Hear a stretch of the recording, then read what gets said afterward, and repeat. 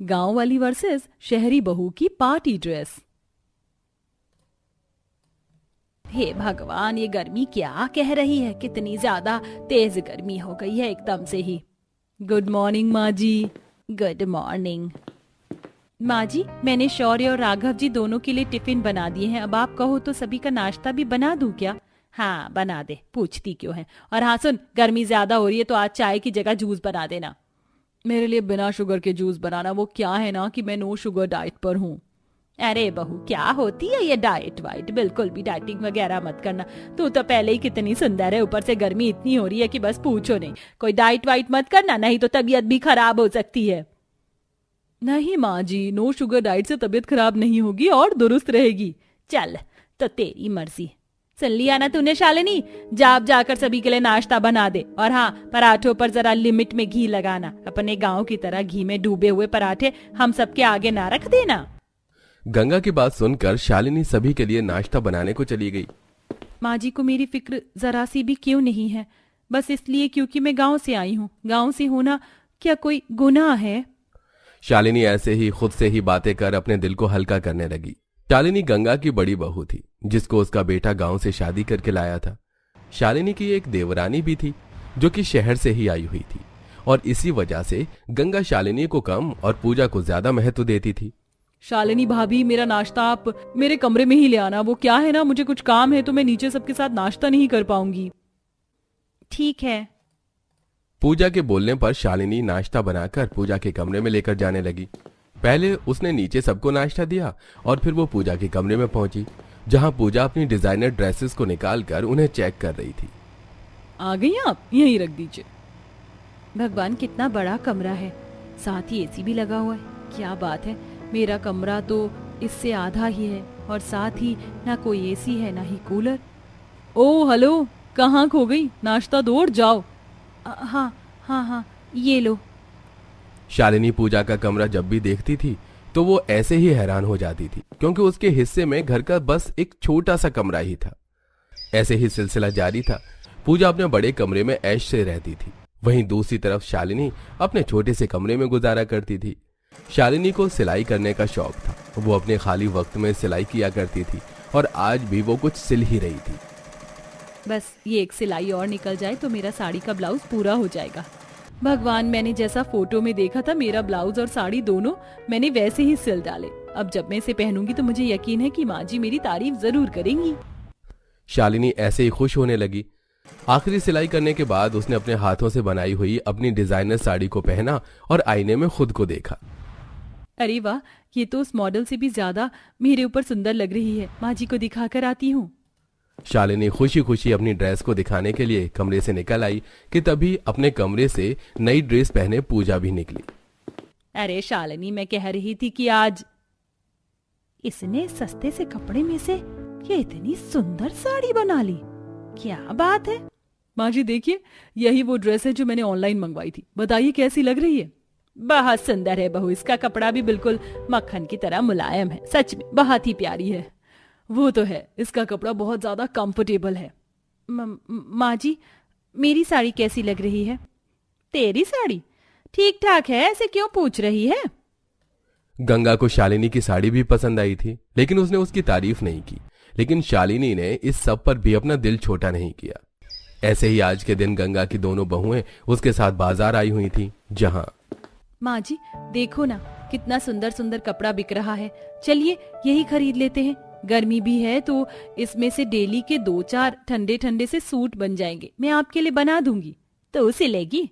कपड़ा पैसे का आता है, बिगाड़ मत देना। मेरे ऊपर यकीन रखिए माँ जी, मैं आपका कपड़ा खराब नहीं करूंगी। शालिनी ने ऐसे बोलकर बात को खत्म कर दिया। तीनों सास बहू कच्चे कपड़े की दुकान में चली गई, जहां वाह, कितने अच्छे अच्छे प्रिंट हैं। इस वाले में से तो अनारकली अच्छी लगेगी और ये वाला मैं माँ जी का सूट बनाने को ले लेती हूँ। पूजा बहू, तू भी अपने लिए कुछ ले ले। सस्ते सस्ते से कपड़े हैं, गर्मी के सूट बना लेना। माँ जी आप तो जानती है कि मुझे ऐसे सस्ते सस्ते कपड़े खरीदना जरा भी पसंद नहीं है, और ऊपर से ये मेरी क्लास से भी मैच नहीं करता। मैं तो किसी अच्छे शोरूम या फिर ऑनलाइन ही कोई अच्छी सी ड्रेस देखकर खरीदूंगी। पूजा की बात सुनकर गंगा बस चुप सी रह गई। 300 से 400 तक के कपड़े खरीदने के बाद गंगा शालिनी को कपड़े की दुकान से ले आई, जिसके बाद वो तीनों एक शोरूम में गईं। एक्सीलेंट, ये है ना मेरे टेस्ट की ड्रेस। माँ जी मुझे ये ड्रेस चाहिए। कितने की है? ओनली 4000 की है माँ जी, दिलवा दीजिए ना। गंगा अपनी शहरी बहू को मना नहीं कर पाई, जिसकी वजह से उसने उसे 4000 रुपए की ड्रेस भी दिलवा दी। घर आते ही शालिनी ने अपना खरीदा हुआ कच्चा कपड़ा काटकर सिलना शुरू कर दिया, तो वहीं दूसरी तरफ पूजा ने अपनी ड्रेस को लाकर कबर्ड में डाल दिया। 1-2 दिन बाद शालिनी ने सारे कपड़ों को सिल दिया, जिसके बाद उसके हाथों का सिला हुआ सूट पहनकर गंगा बोली, वैसे ठीक लग रहा है सूट तो। कपड़ा अच्छा हो तो सादा सूट सिलने में है ही क्या, यूं ही सिल जाता है। वैसे ये सूट बस कपड़े की वजह से ही अच्छा लग रहा है। सही कहा माँ जी, सिर्फ फैब्रिक से ही इसमें कुछ जान सी है। सही बोल रही है। अरे हाँ, वो मैं तुम दोनों को कुछ दिखाने आई थी। ये कार्ड हमारे मोहल्ले के सबसे अमीर सिंघानिया परिवार से आया है। बहुओं, वो लोग एक बहुत बड़ी पार्टी अरेंज कर रहे हैं, जिसमें तुम जानती हो बहुत अमीर अमीर लोग भी आने वाले हैं। मेरा तो कार्ड देखते ही मन बन गया था कि भाई मैं तो अपनी बहू को लेकर जाऊंगी। तुम दोनों तैयारी कर लेना, 2 दिन बाद चलेंगे। और हाँ, कपड़े वगैरह जितने ज्यादा अच्छे हो सके उतने अच्छे पहनना। गंगा की बात सुनकर दोनों बहुएं अपने लिए कपड़ों के बारे में सोचने लगी। एक तरफ पूजा थी जो कि मोबाइल पर ऑनलाइन कपड़े सर्च करने लगी। कौन सा ड्रेस लूं? मैं चाहती हूँ कि पार्टी की सारी स्पॉटलाइट मेरे ही ऊपर हो, लेकिन मेरी मर्जी का कुछ मिल भी नहीं रहा है। ये 50,000 वाली ड्रेस भी कुछ खास नहीं लग रही है, अब क्या करूं? एक तरफ पूजा थी जो महंगे महंगे ऑनलाइन कपड़े देख रही थी, तो वहीं दूसरी तरफ भले ही पार्टी अमीरों की है, लेकिन हम थोड़ी ही अमीर हैं। मैं तो अपने हिसाब से काम करूंगी। मेरे पास जो बेकार साड़ियां पड़ी हुई हैं, चलो उनसे कुछ बनाती हूँ। शालिनी अपनी इमेजिनेशन से ही अपनी ड्रेस बनाने को सोचने लगी। शालिनी ने अपनी ड्रेस बनाने के लिए घर में सारे बेकार बेकार से कपड़ों को इकट्ठा कर लिया। उसने अपनी सभी साड़ियां भी निकाल ली और अब इनमें से मैं एक फूला हुआ गाउन बनाऊंगी, जिस पर मैं अपने बगीचे के फूलों से सजावट करूंगी। लेकिन सारा सामान घर में नहीं है, मुझे थोड़ी सी नेट और थोड़े से मोती चाहिए। शालिनी ने हिसाब लगाकर कम से कम खर्चे में अपनी ड्रेस को बनाना चाहा। उसने बाहर से बस थोड़ी सी नेट और थोड़ी मोती वगैरह खरीद लिए, जिसके बाद साड़ियों वगैरह को मिलाकर वो अपने घर में ही अपना गाउन सिलने लगी। बहुओं, पार्टी कल ही है, तुमने अपने पहनने को ड्रेसेस पसंद कर तो ली है ना? यस माँ जी, मुझे एक 70,000 की ड्रेस पसंद आई है, जो मैंने राघव जी से पूछकर बुक कर दी है। वो बॉडीकॉन ड्रेस है जो मेरे ऊपर बहुत सुंदर लगेगी। अच्छा, और तू बता, तूने क्या सोचा है पार्टी में पहनने को? माँ जी, मैं तो घर में ही ड्रेस बना रही हूँ। वो बहुत ही बड़े और ऊंचे लोगों की पार्टी है। ड्रेस ऐसी बनाना जो मेरी नजरें शर्म से ना झुके, समझ आया? कभी पता चले अपने सिलने के चक्कर में मेरी बेइज्जती करवा दे। माँ जी चिंता मत कीजिए, ड्रेस अच्छा ही बनेगा। शालिनी को अपने ऊपर भरोसा था। वो कामों से निपट कर अपनी ड्रेस पर काम करती थी और वो वक्त भी आ गया जब पार्टी में सभी को जाना था। पूजा ने अपनी 70,000 की ड्रेस पहनी, वहीं शालिनी ने अपने घर में बनाई हुई ड्रेस पहनी, जिस पर उसने असली फूलों और पत्तियों से सजावट भी की थी। और दोनों ही अपने अपने कमरों से निकल आईं, जहां ये ड्रेस तूने खुद बनाई है? भगवान, कोई जवाब ही नहीं है इसका तो। कितनी सुंदर लग रही है। आपको अच्छी लगी माँ जी? चलिए अब पार्टी में चलते हैं। शालिनी की ड्रेस देखकर पूजा भी हैरान रह गई, तो वहीं गंगा काफी खुश थी। ऐसे ही पार्टी के जाते ही सभी की नजरें बस शालिनी की ड्रेस पर ही जम गई। अरे वाह, कितनी अच्छी ड्रेस है। कौन है ये ड्रेस तो लाखों रुपए की आई होगी। सभी लोग गांव के शालिनी की ड्रेस देखकर उसके दीवाने हो गए थे। बस फिर क्या था, आज के दिन अपनी कला से शालिनी ने लोगों के साथ अपनी सास का भी दिल जीत लिया। अब शालिनी के पास ऑर्डर पर कपड़े बनने को आते थे और गंगा भी शालिनी को पूरा सपोर्ट देती थी। तो वहीं अब पूजा भी बदल चुकी थी और सभी मिलजुल कर खुशी खुशी रहते थे। छोटे से मेकअप रूम में देवरानी रेशमा मेकअप कर रही है, साथ में उसका हस्बैंड मेकअप किट लिए खड़ा है। तभी गोलू आता है और पाउडर हाथ में लेकर कहता है, चाची आपके पास तो मेरी माँ से भी ज्यादा सामान रखी है, मैं आपका ये वाला पाउडर लगा लूं? इसे लगाने से मैं भी गोरा हो जाऊंगा। चुपचाप से मेरा सामान यहाँ रखो और भागो यहाँ से। और तुम देख क्या रहे हो? ये छोटा सा रूम, इसे तुम मेकअप रूम बोलते हो? यहाँ तो मेरा सामान रखने की भी जगह नहीं है। मैंने अपना सारा सामान उस कार्टन में रखा है। ऊपर से ये बदमाश आकर मेरे सामानों को हाथ लगाता रहता है। आखिर कब बनवाओगी मेरे लिए बड़ा मेकअप रूम जैसे मेरे मायके में था? अरे थोड़ा शोर मचाना कम करो, अगर घर वालों ने सुन लिया तो क्या सोचेंगे? भाभी भी तो पिछले 10 सालों में इसी अपने छोटे से मेकअप रूम में एडजस्टमेंट कर रही है ना। उस गरीब की किस्मत अच्छी है कि ससुराल में उसे ये छोटा ही सही पर मेकअप रूम तो मिला, वरना मायके में तो उसके पास वो भी नहीं था और ये अब मुझे दे दिया। पर मैं गरीब नहीं हूँ, आई बात समझ में? और तू अभी तक भागा नहीं यहाँ से? नाराज रेशमा बेचारे गोलू को एक थप्पड़ लगाकर अपने मेकअप रूम से बाहर कर देती है। ये देख पूरा परिवार जमा हो जाता है। रेशमा, ये क्या बदतमीजी है? तुम्हारी हिम्मत कैसे हुई मेरे बेटे को मारने की? आपके बेटे ने मेरी नाक में दम कर दिया है। एक तो मेरा इतना छोटा सा मेकअप रूम है, उसमें मेरा दम घुटता है और ये आकर मुझे और परेशान करता है। अब मैं उस छोटे से मेकअप रूम में और तैयार नहीं हो सकती, मुझे वो गेस्ट रूम चाहिए। उसे मेकअप रूम बनाओ मेरा, नहीं तो मैं मायके चली। माँ, रेशमा सही कह रही है, इतना छोटा सा मेकअप रूम है, उसे स्टोर रूम बना दो। घर में हो रहे रोज कलेश की वजह से शांति गेस्ट रूम को मेकअप रूम में बदलने का फैसला लेती है। भैया, यहाँ पर मेरा बड़ा सा शीशा लगेगा और लाइट भी बड़ी होनी चाहिए सारी, और हाँ, यहाँ पर कुछ ड्रॉर बना दो और ये कबर्ड होना चाहिए और इसमें लॉक वाला सिस्टम भी रखना। रेशमा, तुम तो बहुत अच्छे से इस मेकअप रूम को तैयार करवा रही हो और तुम्हारा ये मेकअप रूम तो बहुत ज्यादा बड़ा है। यहाँ तो हम दोनों का सामान आ जाएगा। एक बार ये मेकअप रूम बन जाने दो, फिर हम दोनों देवरानी जेठानी से आराम से यूज करेंगे। क्या कहा आपने? दोनों देवरानी जेठानी? आपने अपनी शक्ल देखी? आप जैसे गरीब कभी भला इतने बड़े मेकअप रूम में नहीं रह सकते। मेकअप रूम तैयार होने से पहले ही कविता रेशमा को अपने मेकअप रूम में आने से मना कर देती है और ये बात रेशमा को बहुत बुरी लगती है, जिसके बाद वो उसी अपने छोटे से मेकअप रूम में जाती है जो रेशमा को दिया गया था। रेशमा को तो मेकअप की ABCD भी नहीं आती और उसके लिए इतना बड़ा मेकअप रूम। और यहाँ मैं 10 सालों से माँ जी से सिर्फ अपने मेकअप रूम में कुछ ड्रॉर बनवाने के लिए कह रही हूँ, पर माँ जी ने मेरी एक नहीं सुनी और ये देवरानी के आते ही इसे दे दिया। और जब उसके लिए बड़ा मेकअप रूम बन रहा है तो मुझे ये दोबारा दे दिया, पर ये बहुत छोटा है। इस वजह से मुझे आज अपना आधे से ज्यादा मेकअप का सामान, मशीन अपने कमरे में और नंद जी के कमरे में रखना पड़ा है। कविता अपना छोटा सा शीशा, कुछ ड्रॉर और नॉर्मल चेयर देखकर परेशान होती है। कुछ ही दिनों में रेशमा का मेकअप रूम बनकर तैयार हो जाता है और अब वो तैयार होने के लिए अपने मेकअप रूम से बाहर से मेकअप आर्टिस्ट को बुलाकर तैयार होती है। ऐसे ही एक दिन, अरे आ गई आप? कब से मैं आपके आने का इंतजार कर रही थी। आइए, बहुत बड़ा मेकअप रूम है मेरा, आज मेरा फेशियल और नेल एक्सटेंशन कर दीजिए। रेशमा, ये काम तो मुझे भी आता है, क्यों फिजूल के पैसे खर्च कर रही हो? माना कि तुम अमीर हो और कुछ पैसे बचाना भी तो सीखो। रहने दीजिए जेठानी जी, बहुत अच्छे से जानती हूँ मैं आपको। आप मेरे बड़े से मेकअप रूम में आने का बस मौका ढूंढती हैं।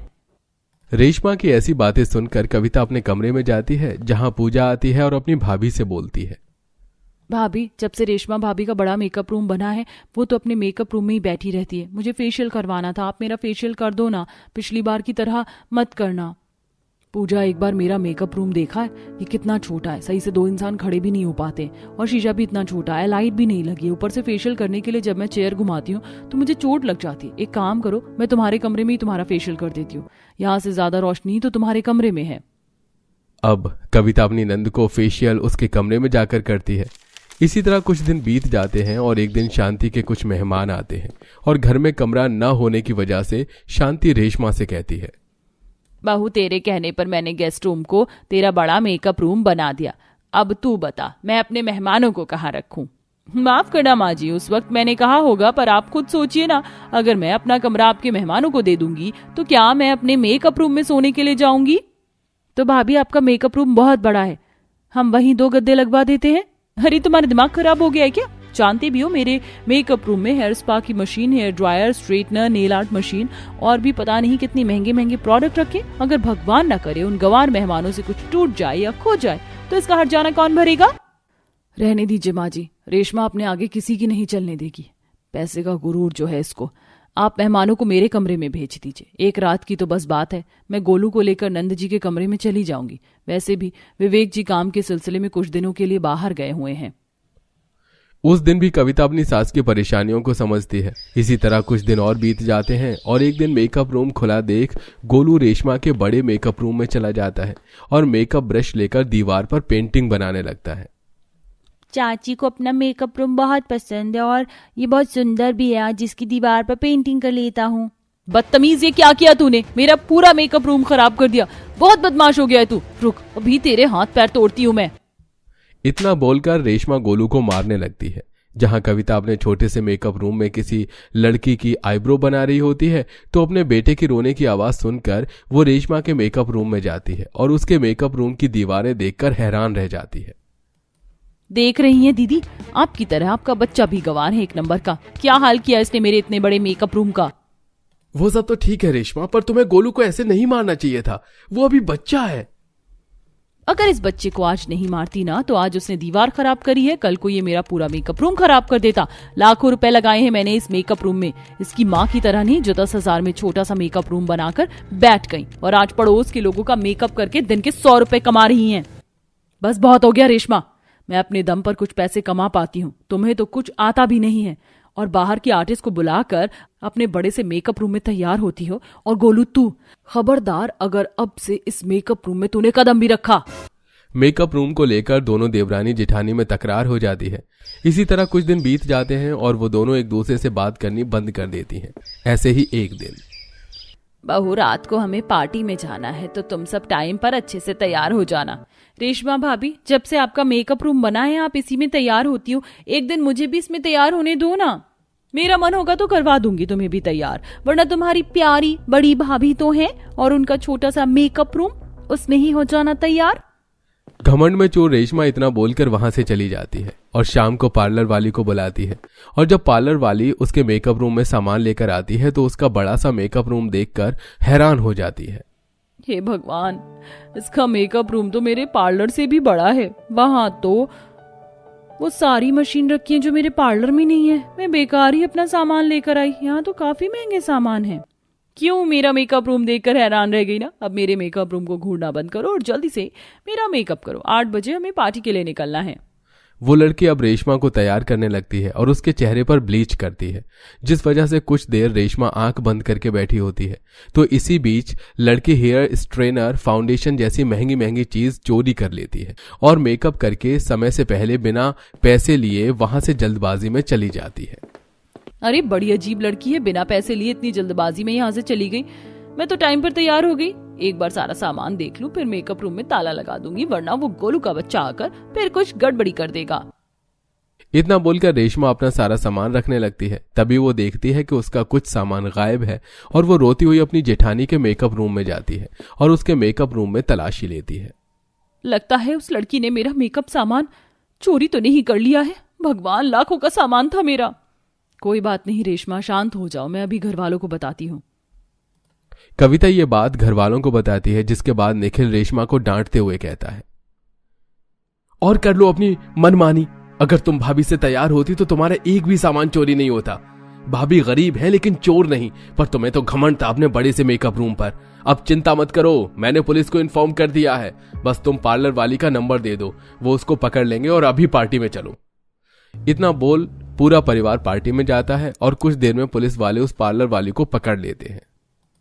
माफ करना, मैं चोर नहीं हूँ, पर थोड़ी लालच में आ गई थी क्योंकि मैं बहुत गरीब हूँ। इतना महंगा मेरे पास भी सामान नहीं था और मेरी माँ बहुत बीमार है। मैंने सोचा क्यों ना कुछ सामान बेचकर अपनी माँ का इलाज करवा लूं। आप प्लीज मुझे माफ कर दीजिए।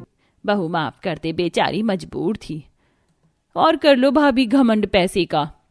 उस दिन सबके कहने पर रेशमा उस लड़की को माफ कर देती है। साथ ही साथ उसे अकल आ जाती है, जिसके बाद वो खुद घर जाकर अपनी जेठानी का मेकअप का सामान लेकर अपने बड़े से मेकअप रूम में जाती है और उस दिन के बाद दोनों देवरानी जेठानी एक ही मेकअप रूम का इस्तेमाल करती हैं।